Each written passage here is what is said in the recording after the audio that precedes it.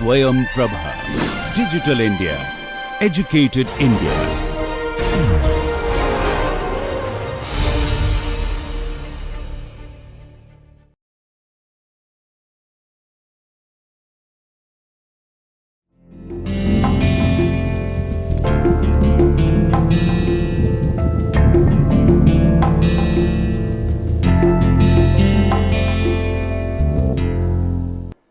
नमस्कार दोस्तों, इस लेक्चर श्रृंखला में आज हम लोग इतिहास के जो इंटरडिसिप्लिनरी रुझान स्वतंत्रोत्तर भारत में देखने को मिलता है, उसकी बाबत चर्चा करेंगे। और ये जो इतिहास का अपने पड़ोसी विषयों के साथ संवाद हुआ, उससे इतिहास लेखन पर क्या प्रभाव पड़ा, किस तरह की नई बातें, नए सवाल, नए साक्ष्य हमारे सामने आए, नई पद्धतियाँ हमारे सामने आई, इस बारे में हम लोग आज विस्तार से चर्चा करेंगे। इसमें भी ख़ास तौर से हम लोग इतिहास और एंथ्रोपोलॉजी का जो संबंध रहा है, उसके ऊपर अपना ध्यान केंद्रित करने की कोशिश करेंगे। यह इसलिए भी महत्वपूर्ण है कि जैसा हमने पिछले लेक्चर्स में देखा, जब हम लोग सबाल्टर्न स्टडीज़ के इंटरवेंशन की बात कर रहे हैं, कि किस तरह से इतिहासकार 1970 और 1980 के दशक में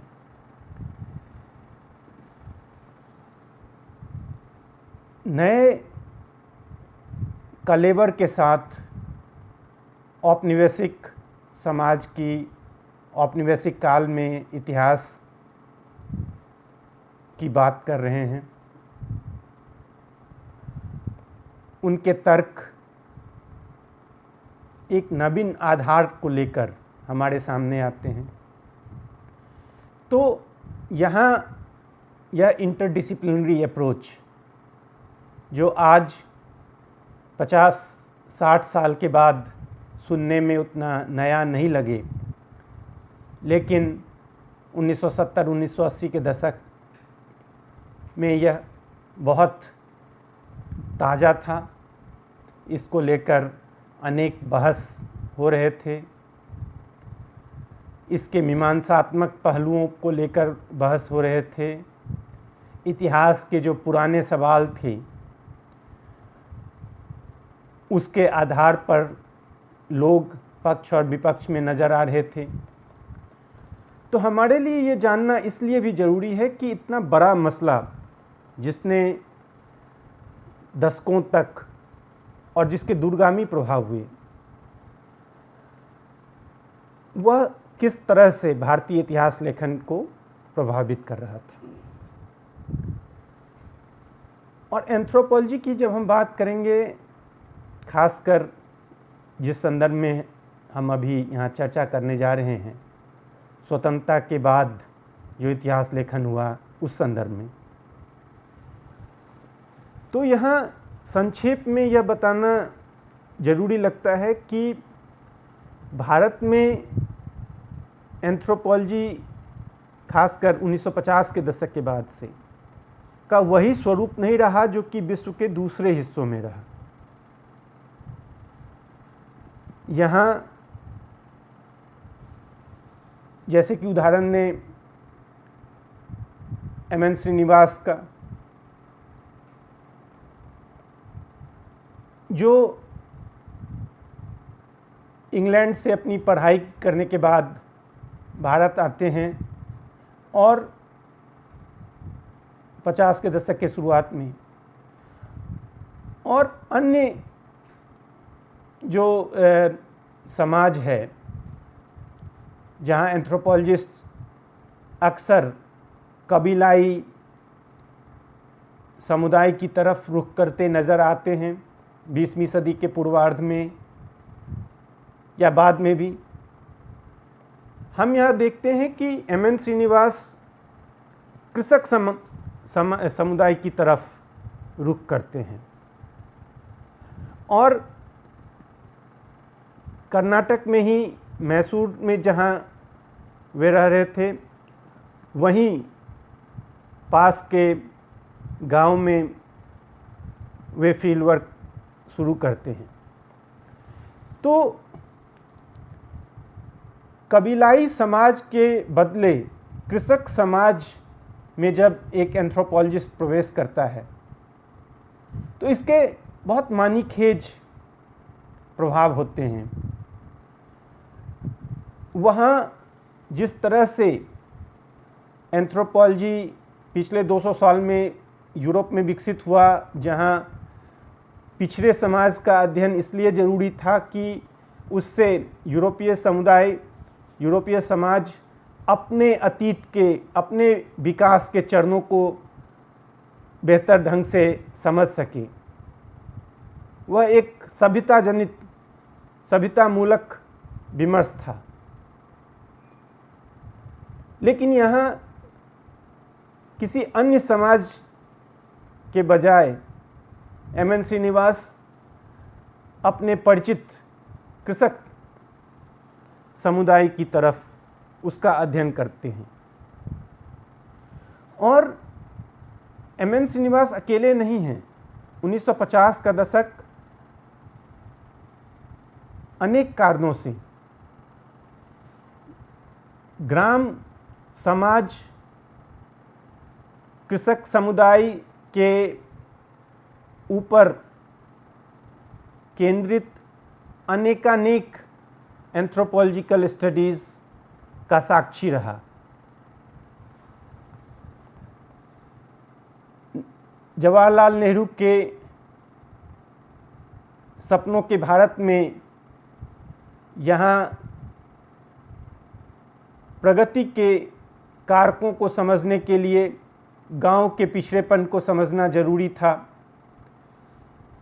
गांव के सामाजिक सरोकारों को समझना जरूरी था। और इस कारण से हम देखते हैं दक्षिण से लेकर उत्तर तक,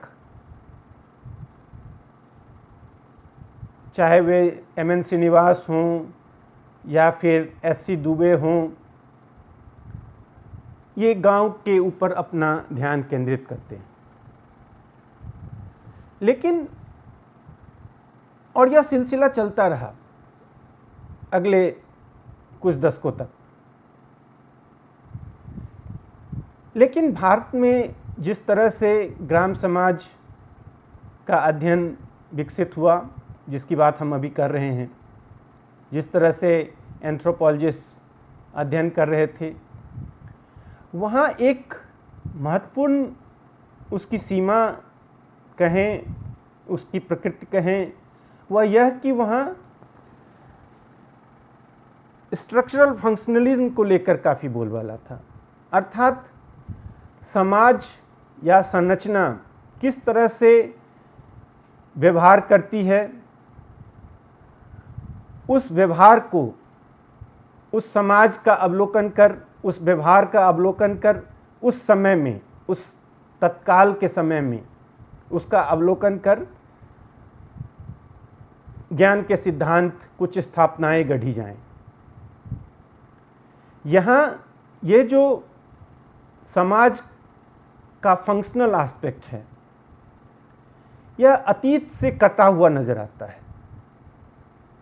इतिहास को लेकर इसी कारण से एंथ्रोपोलॉजिस्ट के बीच एक अजीब सा लापरवाही कहें या एक तल्ख की भावना हम पाते हैं।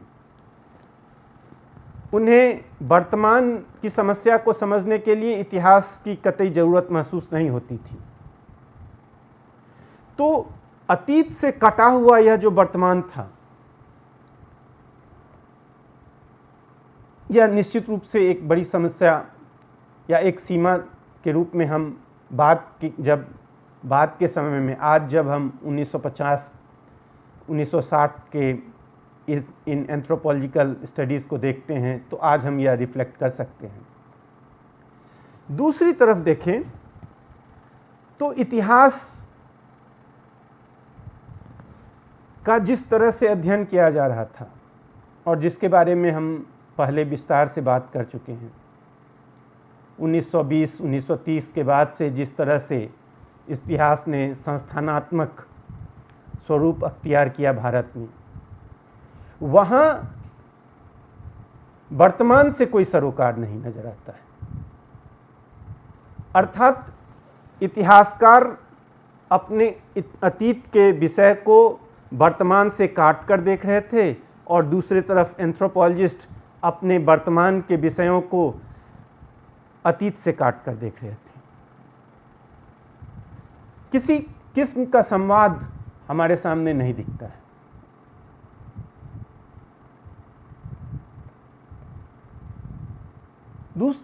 लेकिन इसी के बीच, इसी मंजर के बीच हम कुछ ऐसे हस्तक्षेप भी पाते हैं जिन्होंने इतिहास को देखने के हमारे रवैये को नई दिशा दी। और इसमें से एक उदाहरण जिसका मैं यहाँ चर्चा करना चाहूँगा वे हैं बर्नार्ड कोहन। और ये जो नया रुख, नया रवैया देने की बात है, इतिहास लेखन की जो प्रवृत्तियाँ जिस तरह से बदली हैं, वह हमारे इस पूरे लेक्चर श्रृंखला के केंद्र में है, जैसा कि मैं शुरू से कहता रहा हूँ। तो यहाँ जब हम इतिहास लेखन की बात कर रहे हैं, यहाँ तथ्य या जानकारियों को लेकर हमारा ध्यान उतना एकाग्र नहीं है जितना कि इतिहास के क्षेत्र में क्या व्यापक बदलाव आ रहे हैं, क्या व्यापक उनके रुझान, जो व्यापक रुझान हैं वो क्या हैं, जिसने इतिहास पढ़ने को, इतिहास को देखने के हमारे नज़रिए को प्रभावित किया। तो जब हम उस व्यापक प्रवृत्ति की बात करें तो वहाँ बर्नार्ड कोहन सरीखे हस्तक्षेप बहुत अहम भूमिका के रूप में हमारे सामने आते हैं। बर्नार्ड कोहन ने अपने समय के दूसरे एंथ्रोपोलॉजिस्ट की तुलना में आर्काइव के महत्व को पहचाना और यहाँ आर्काइव और फील्ड वर्क का एक अद्भुत तालमेल दिखता है।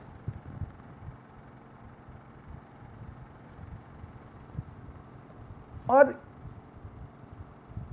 इन्होंने एक महत्वपूर्ण सवाल यह उठाया कि यदि हमें भारत में ब्रिटिश साम्राज्य के प्रभाव का आकलन करना है, औपनिवेशिक राज्य का भारतीय समाज पर क्या प्रभाव पड़ा, इसका आकलन करना है, इसकी व्याख्या करना है, तो हमें भारतीय समाज के सबसे अंदरूनी इकाई गांवों में क्या परिवर्तन आ रहे थे, गांव के समाज में जो उनके सामाजिक संबंध थे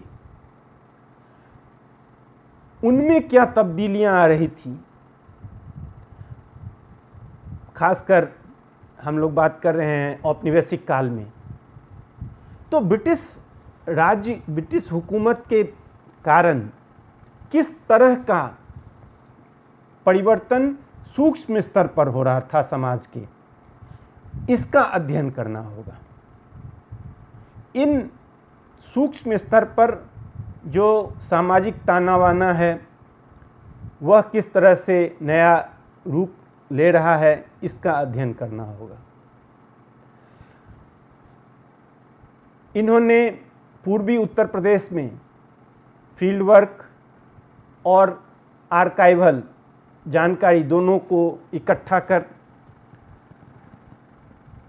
और किस तरह से भारतीय समाज परिवर्तनशील रहा, खासकर ब्रिटिश हुकूमत के आने के बाद क्या कुछ परिवर्तन हुआ, इसको स्थापित किया, जिससे जो जड़वत ग्राम समाज की एक रोमांटिक और साम्राज्यवादी अवधारणा थी, जिसने भारतीय समाज को अपरिवर्तनशील मानने की तरफ विमर्श खड़ा किया था, उसका खंडन किया। बाद के दशकों में 1960-1970 के दशकों में इन्होंने इसी जो सत्ता के, ब्रिटिश सत्ता के या समाज में जिस तरह से सत्ता और शक्ति, जो पावर डायनामिक्स होता है, अथॉरिटी का फॉर्मेशन होता है, उसके अलग अलग आयामों को लेकर इन्होंने काम किया। जहां समकालीन समाज का अवलोकन भी है और आर्काइव की समृद्धि भी है। जैसे इन्होंने 1858 के बाद किस तरह से राजनीति के, सत्ता के नए बिंब उभरे, उसका नया एक भाषा बना अथॉरिटी फॉर्मेशन को लेकर। पोस्ट 1857 के फेज़ में इन्होंने वह जिन संकेतों, जिस व्याकरण के जरिए ब्रिटिश हुकूमत सत्ता कर रही थी, वह भाषा क्या थी, उसमें क्या परिवर्तन आया, वह क्या कुछ नया लेकर भारतीय समाज में आ रही थी, इसके ऊपर काम किया।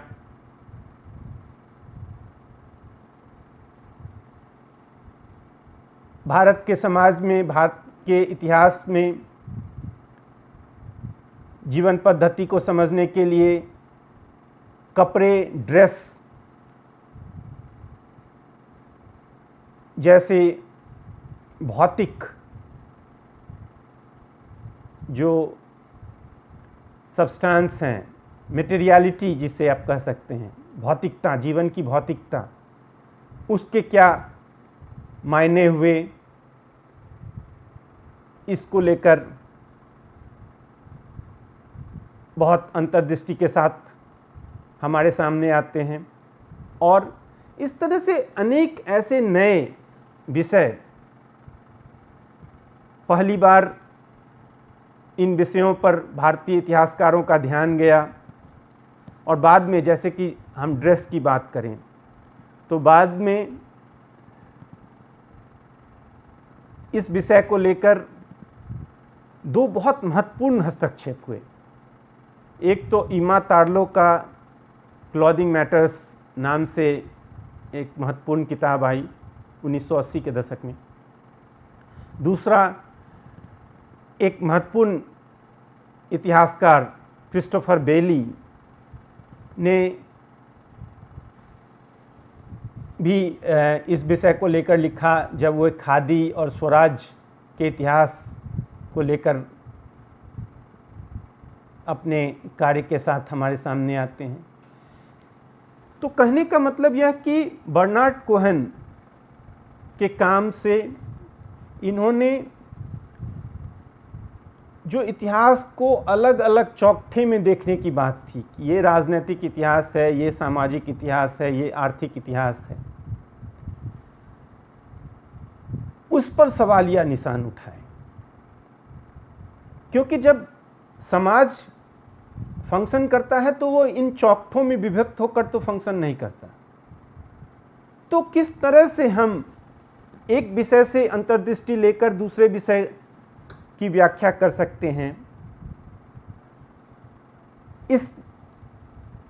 यह बात हमारे सामने बहुत प्रखरता के साथ आई।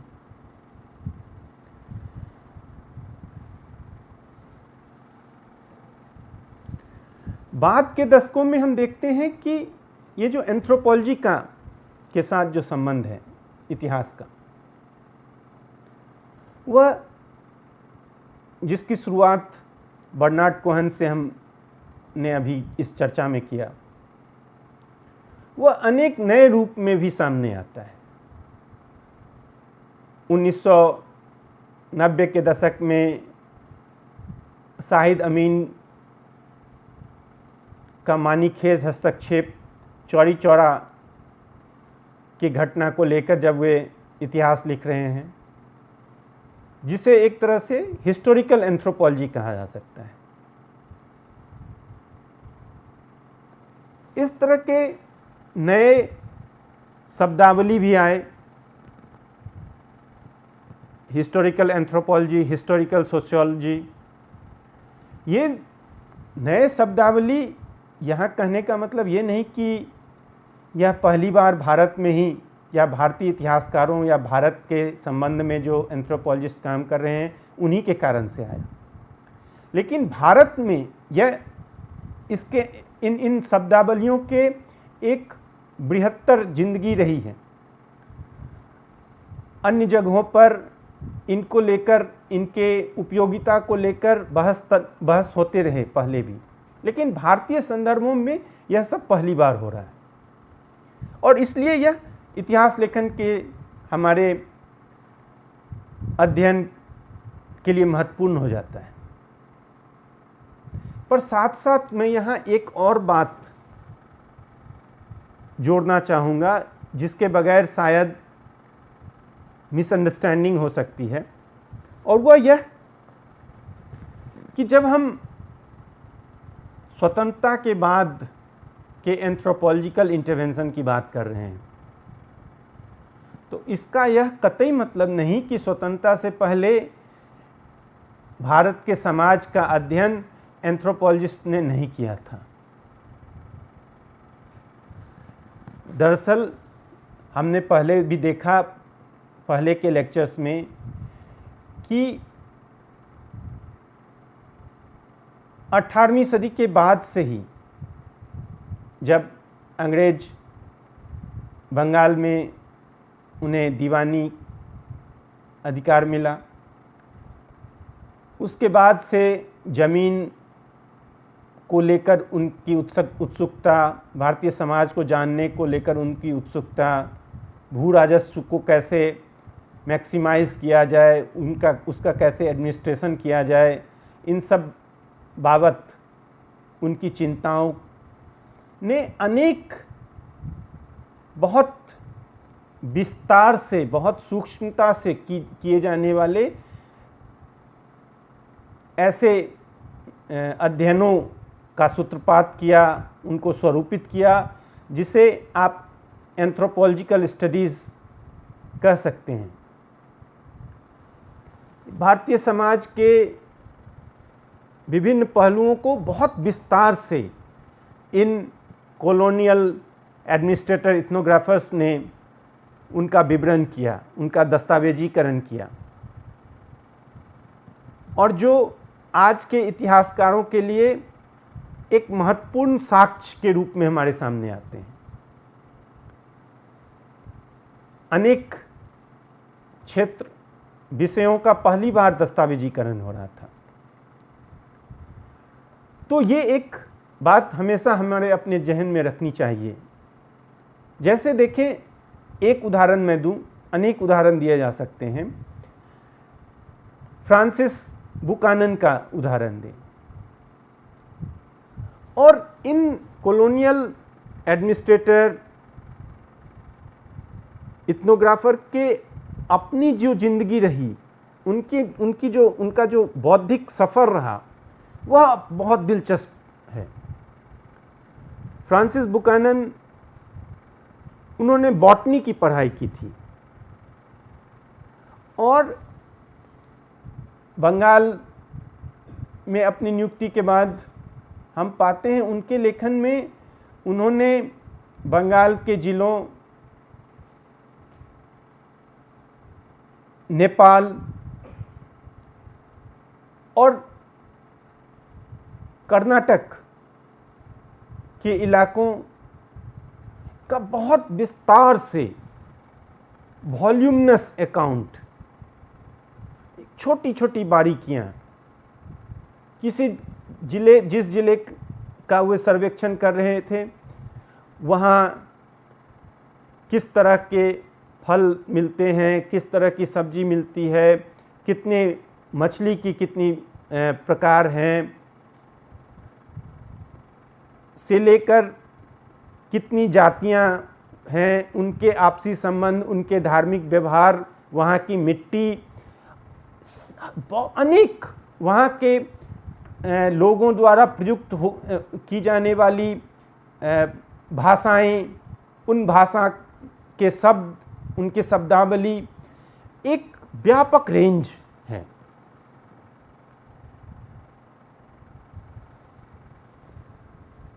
इसी तरह ग्रियर्सन हैं जो बिहार के अनेक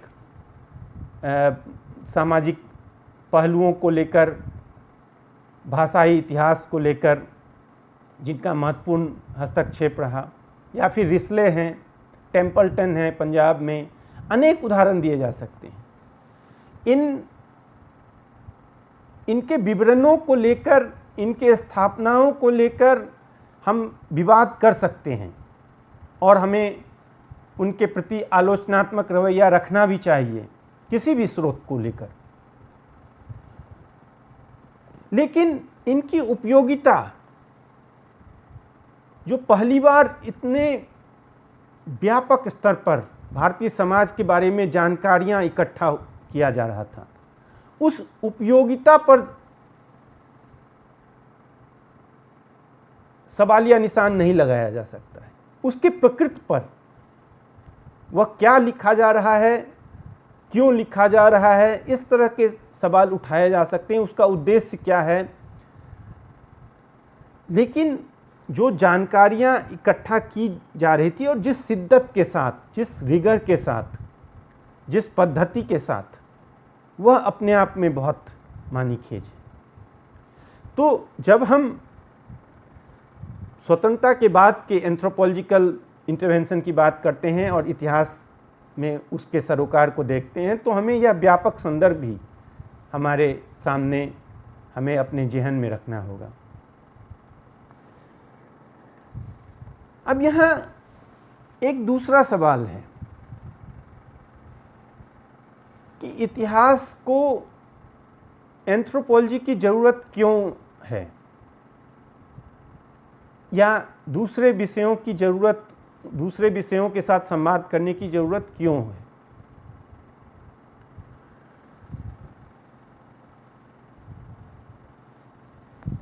तो यहाँ देखें कि इतिहास जो औपनिवेशिक आर्काइव के ऊपर केंद्रित निर्भर रहा,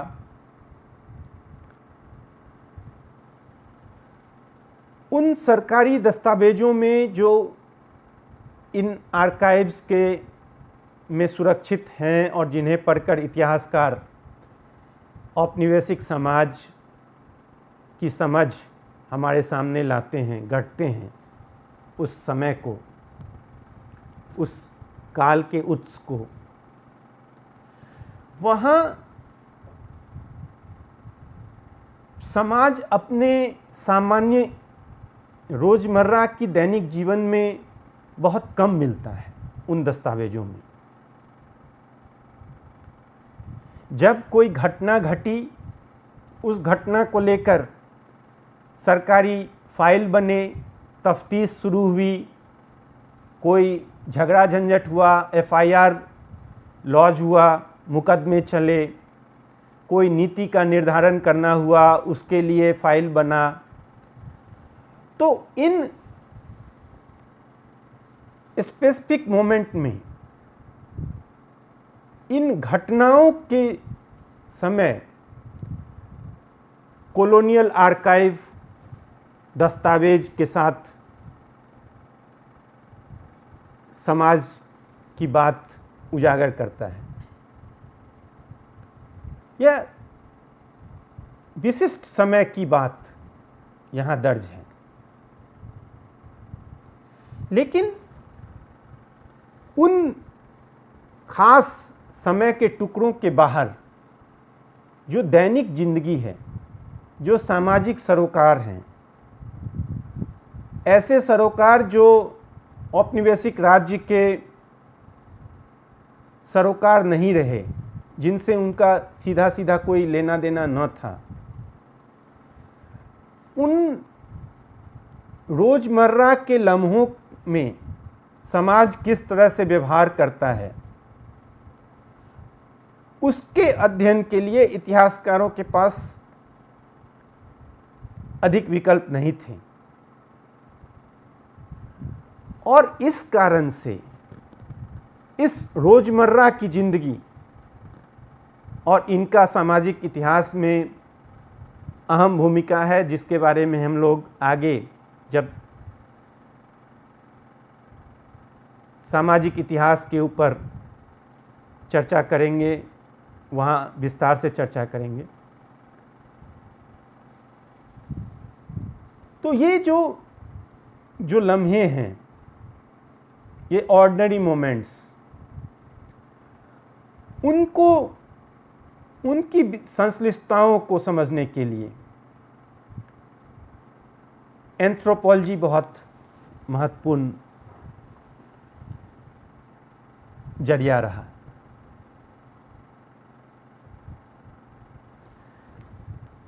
दूसरी तरफ देखें तो भारत एक ऐसा समाज रहा जहां औपनिवेशिक काल में साक्षरता दर बहुत कम रही।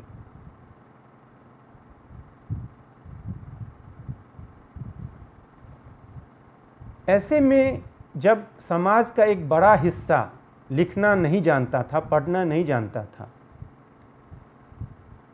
तो जाहिर सी बात है कि आर्काइव के दस्तावेज, सरकारी दस्तावेज में वह क्या सोचता था किसी विषय को लेकर, उसके क्या परसेप्शंस थे,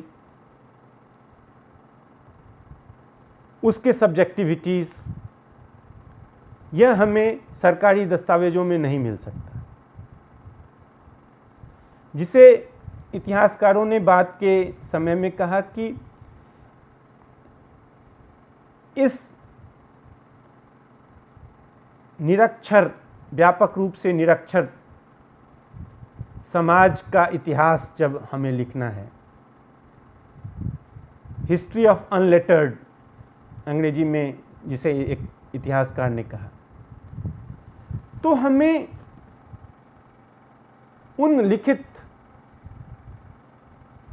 दस्तावेजों के बाहर जाना होगा। समाज किस तरह से सांस लेता है, किस तरह से व्यवहार करता है, उसका नज़दीक से अवलोकन करना होगा। और फिर उस नज़दीकी अवलोकन के साथ उन फील्ड नोट्स को आर्काइवल नोट्स के साथ मिलाकर एक दूसरे के समक्ष रखकर हमें अपनी मान्यताओं को, अपने फाइंडिंग्स को गढ़ना होगा। यह इसलिए भी ज़रूरी है कि बहुत सारे ऐसे पदावली जो या कैटेगरीज जो इन सरकारी फाइल में के जरिए हमारे सामने आते हैं और इतिहास के पन्नों में जगह पाते हैं, ज़रूरी नहीं है कि समाज भी उन कैटेगरीज का, उन शब्दों का प्रयोग कर रहा हो। इनमें से कई ऐसे शब्द जो दरअसल शासन के शब्द रहे और प्रशासन की यह भाषा और समाज की भाषा, ये दोनों असंपृक्त न भी माना जाए, एक दूसरे से आइसोलेटेड न भी माना जाए, लेकिन इन दोनों के बीच अंतर तो होगा। और उस अंतर को पाटने के लिए, अपनी समझ को पैना करने के लिए अतीत के बारे में हमें जो समाज जिस तरह से शब्द गढ़ता है अपने आम जिंदगी के लिए,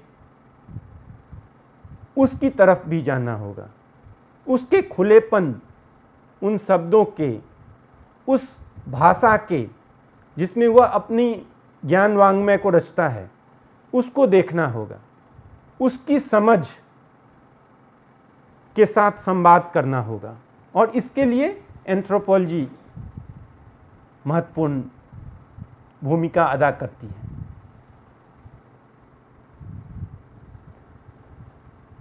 और ये जो समाज को उसकी सामान्य लम्हों में देखने की बात है, वह इसलिए भी जरूरी है कि जब हम एक सरकारी दस्तावेज के जरिए किसी समाज की जिंदगी में प्रवेश करते हैं, उस कालखंड का इतिहास लिखते हैं, तो इतिहास में या दूसरे भी समाज विज्ञान में ऑब्जेक्टिविटी को बहुत तरजीह दी गई है, आज भी दी जाती है। और वहाँ एक उद्देश्य होता है कि एक ऐसी भाषा में व्याख्या करना जो यूनिवर्सल हो। लेकिन ऐसे में सवाल यह उठता है कि जो अतीत हम व्याख्यायित कर रहे हैं, वह अतीत किसका है? वह इतिहास किस समाज, किस आदमी के कंधे पर खड़ा होकर अपनी बात कह रहा है? यदि दूसरे शब्दों में कहें तो जैसा कि एक इतिहासकार ने कहा कि जो भी इतिहास हम लिखें वह अंततः किसी व्यक्ति का इतिहास तो होना चाहिए, किसी व्यक्ति का अतीत तो हो।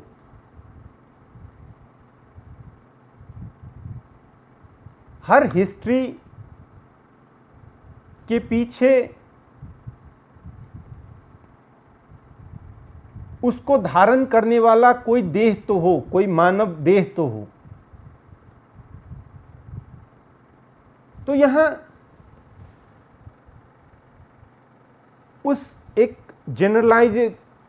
जनरलाइजेशन से के साथ साथ उसका नज़रअंदाज नहीं है, उसको इग्नोर नहीं किया जा रहा है।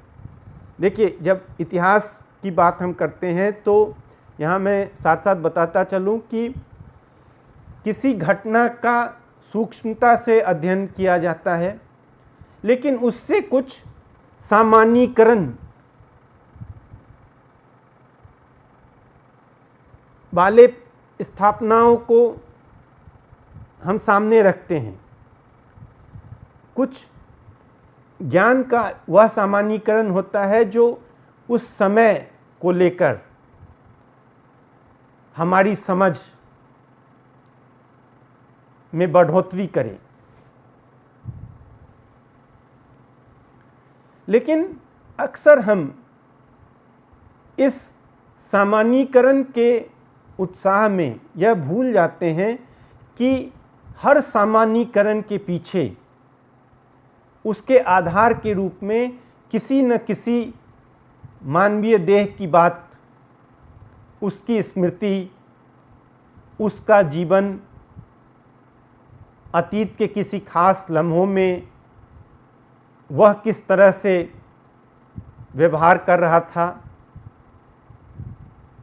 यह महत्वपूर्ण है। क्योंकि समाज या इतिहास कोई वैक्यूम में तो फंक्शन करता नहीं। तो यहाँ अतीत के किरदारों की बात है,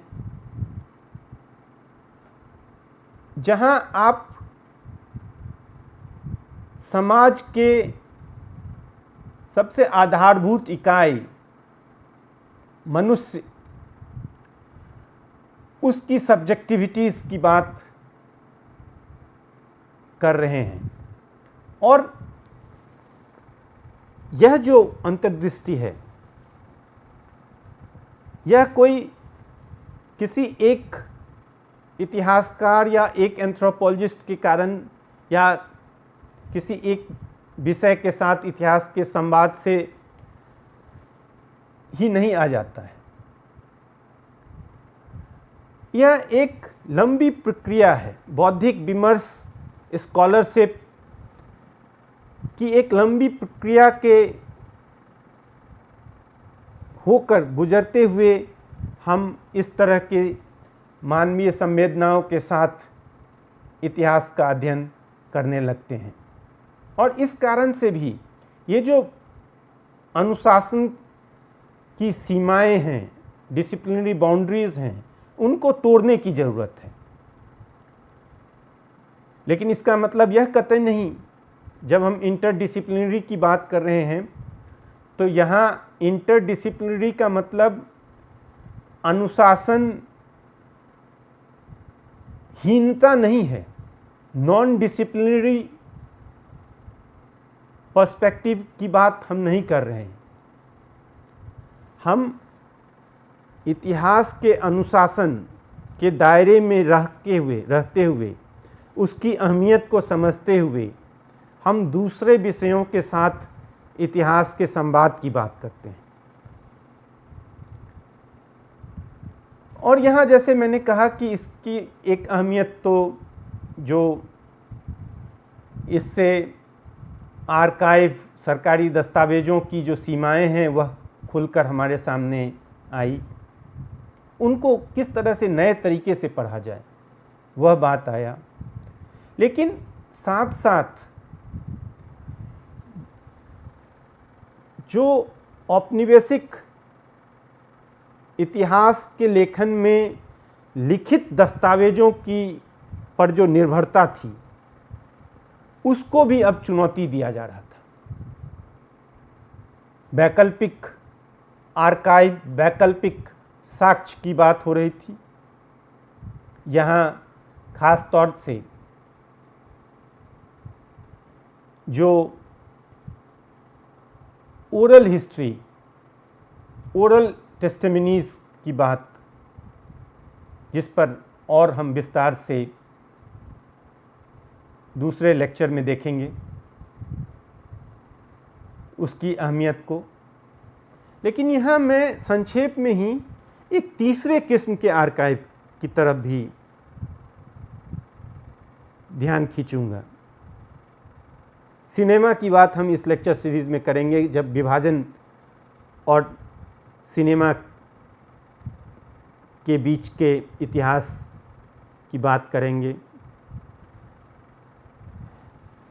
लेकिन सिनेमा के साथ और ओरल साक्ष्यों के साथ एक जो तीसरा महत्वपूर्ण आर्काइव है,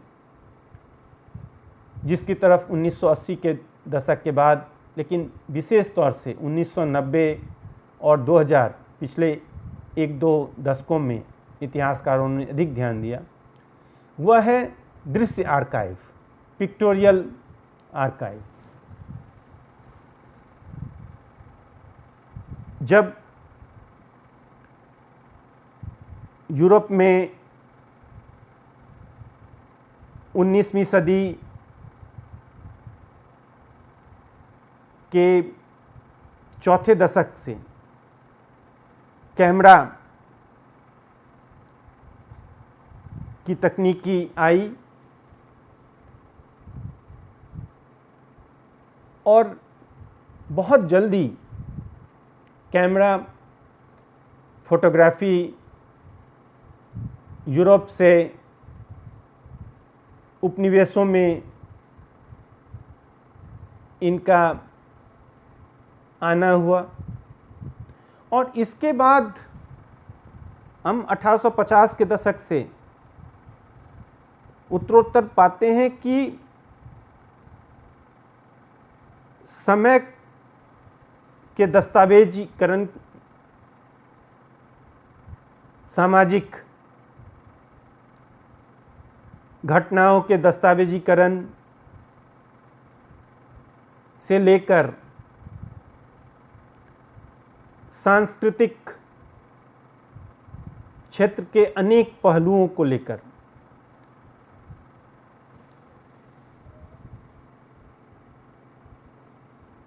फोटोग्राफी एक बहुत समृद्ध आर्काइव का निर्माण करता है। इसी के साथ साथ यह जो 1850-1860 के बाद का जो दशक जिसकी बात हम कर रहे हैं, वहाँ प्रिंटिंग के नए तकनीकी आ रहे थे, लिथोग्राफी, बहुत सस्ते मूल्य में देवी देवताओं के चित्र घरों में प्रवेश कर रहे थे। घरों की दीवारों के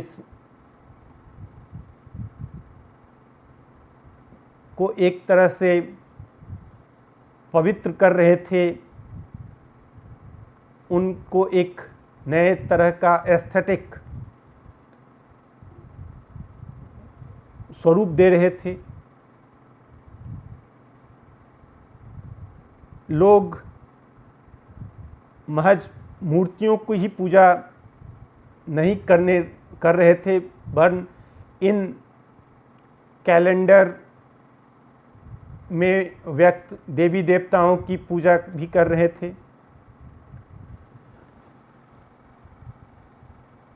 इस नए छोटे शहर कस्बों में दूर दूर तक स्टूडियोज़ खुल रहे थे, जहां लोग अपना फ़ोटो खिंचवा रहे थे। औपनिवेशिक राज्य इन फोटो की मदद ले रहा था।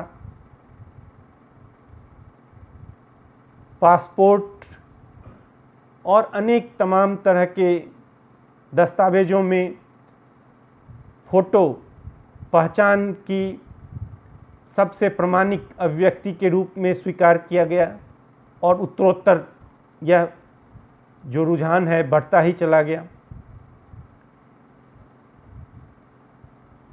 तो ये जो समय को दर्ज करके समय को कैमरे में फ्रीज करने की बात है, इससे जो एक आर्काइव खुलता है,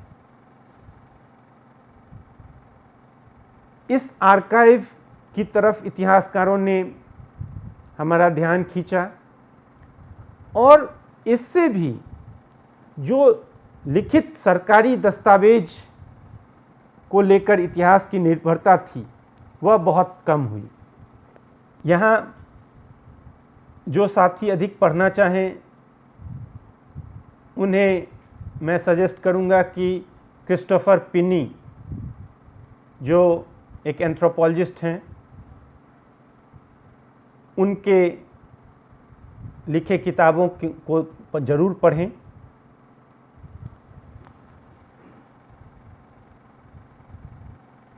और इस जो दृश्य जगत की पेचीदगियां हैं वह कैसे सामाजिक और सांस्कृतिक जीवन को प्रभावित कर रही थी, उसकी क्या अहमियत है जब हम सामाजिक इतिहास की बात करते हैं, राजनीतिक इतिहास की बात करते हैं। इस बारे में अन्य इतिहासकारों ने भी लिखा है, किस तरह से नए प्रतीक चिन्ह, नए आइकन हमारे सामने आ रहे हैं। राष्ट्र को नए तरह से इमेजिन किया जा रहा है। भारत माता की छवियां हमारे सामने हैं, इनका इतिहास क्या हो। यह जो पवित्रता की, यह जो धार्मिकता और राष्ट्रवाद के बीच का जो संबंध है, जहां राष्ट्र एक पवित्र इकाई के रूप में अपने नागरिकों के सामने आता है, उसका इतिहास किस तरह का रहा, इस बाबत इतिहासकारों ने इस अंतर इंटरडिसिप्लिनरी अप्रोच को लेते हुए हमारी समझ को मजबूत किया है, मुकम्मल किया है।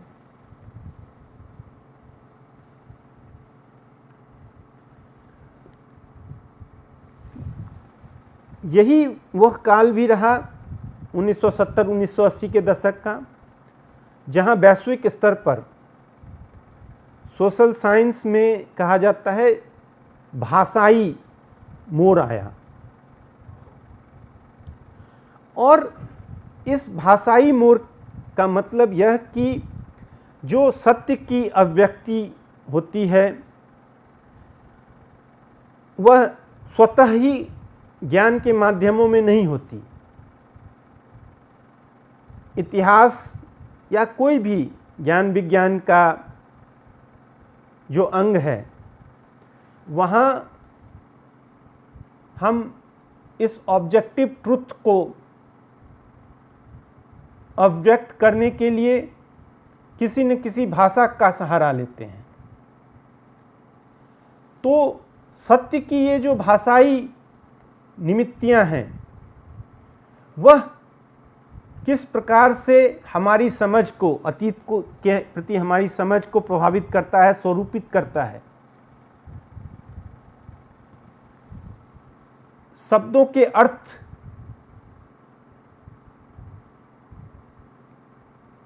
किस तरह से तरलता लिए होते हैं, वह कोई यूनिवर्सल अर्थ में नहीं होता है। एक ही शब्द अलग अलग परिस्थितियों में, अलग अलग कॉन्टेक्स्ट में अलग अलग अर्थ उसका हो जाता है। इन सब बातों की तरफ इतिहास संज्ञान ले रहा था।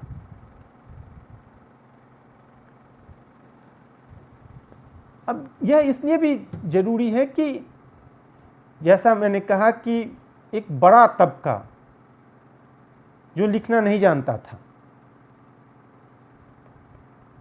तो वहाँ जब शब्दों का व्यवहार हो रहा है मौखिक रूप में, तो जाहिर सी बात है कि भारत, जिसके बारे में कहा जाता है कि हर 5 कोस पर भाषा बदल जाता है, तो भाषा के साथ साथ उस समाज का अनुभव भी बदलता है, उसकी विशेषताएं बदल जाती हैं।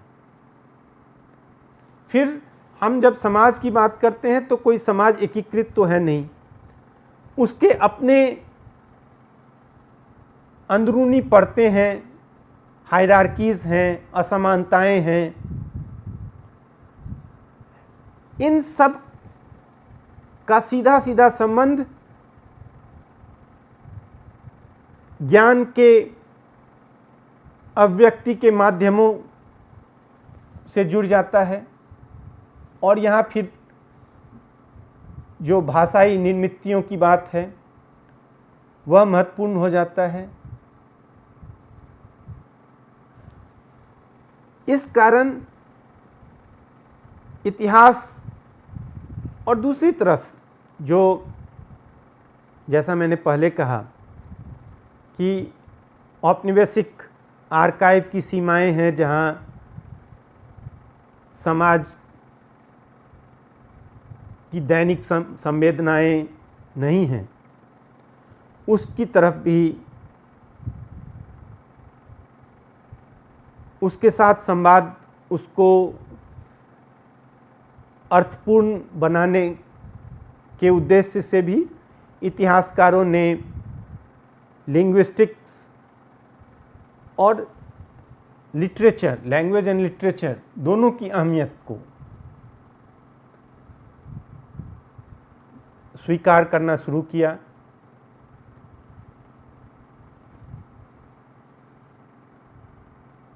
और साहित्य किस प्रकार से इतिहास की समझ को इजाफा करने में मददगार साबित हो सकता है, इस बात को एक्नॉलेज डिसिप्लिनरी स्तर पर अब किया जाने लगा। और 1980 और 1990 के दशक में तो इसकी संश्लिष्टताएं नए आयाम स्थापित कर रही थी।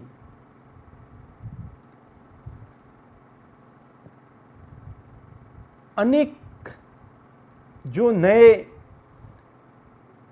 मेथड्स सोशियोलिंग्विस्टिक्स के हुए, उनको लेकर इतिहासकार कार्य कर रहे थे। सीमियोटिक्स को लेकर, जो शब्दों के अर्थ से जुड़ा होता है, प्रतीकों के अर्थ से जुड़ा होता है, इन सब से अंतर्दृष्टियां ले रहे थे।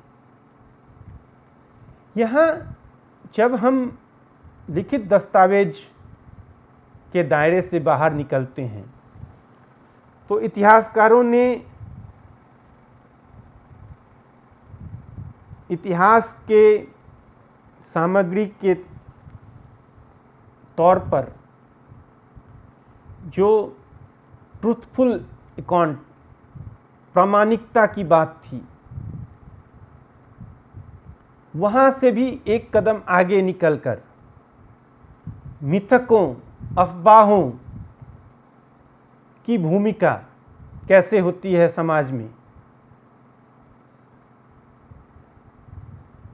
उसकी तरफ, मिथकों का जो संसार है वह कैसे सोशल स्टीरियोटाइप्स को जन्म देता है, उसके क्या मायने हो सकते हैं, उसके राजनीतिक पहलू कैसे हुए, इन सब की तरफ इतिहासकार का ध्यान अब जा रहा था। और जिसके बारे में सबऑल्टर्न स्टडीज़ पर जो हम बात कर रहे हैं, उस लेक्चर में भी हमने इसका जिक्र किया। और जब हम इस तरह से डिसिप्लिनरी बाउंड्रीज जब पोरस हो रहे हैं, वो तरलता अख्तियार कर रहे हैं, तो यहाँ भारतीय समाज की अनेक विशिष्टताएं, जैसे धार्मिकता का बात है। रंजीत गुहा ने संथाल विद्रोह के इतिहास को लिखते हुए हमारे सामने संथाल आदिवासियों की धार्मिकता, उनके विश्वास, जिस विश्वास के सहारे वे अंग्रेज़ों की गोलियों का शिकार हो रहे थे लेकिन सामना कर रहे थे, उस विश्वास की बात की है, उस धार्मिकता की बात की है। तो यह कह देना कि ये संथाल अंधविश्वासी थे, इनका रिवोल्ट स्पॉन्टेनियस था, इनमें ऑर्गेनाइजेशनल कैपेसिटी नहीं थी, इस सब जो पुराने पूर्वाग्रही जो इतिहास लेखन थे, उनका रंजीत गुहा खंडन करते हैं और बताते हैं कि किस तरह से जब हम एंथ्रोपोलॉजी और लिंग्विस्टिक्स से अंतर्दृष्टि लेते हैं तो इसके जरिए भारतीय इतिहास की विशेषताएं, यहाँ के जीवन की विशेषताओं के साथ हम इतिहास की रचना कर सकते हैं। आज का यह लेक्चर मैं यहाँ समाप्त करता हूँ, लेकिन इस लेक्चर की प्रतिध्वनियाँ, इसके तार आप बाकी अन्य लेक्चर्स में भी पाएंगे, ख़ास तौर से जब हम सामाजिक इतिहास की बात करेंगे, जब हम इतिहास के वैकल्पिक स्रोत के रूप में ओरल हिस्ट्री की बात करेंगे, या जब हम सबऑल्टर्न स्टडीज़ की बात करते हैं, विभाजन के इतिहास की बात करते हैं। तो आज के लेक्चर के तार वहाँ आपको जरूर मिलेंगे, ऐसा मेरा विश्वास है। इसी के साथ नमस्कार।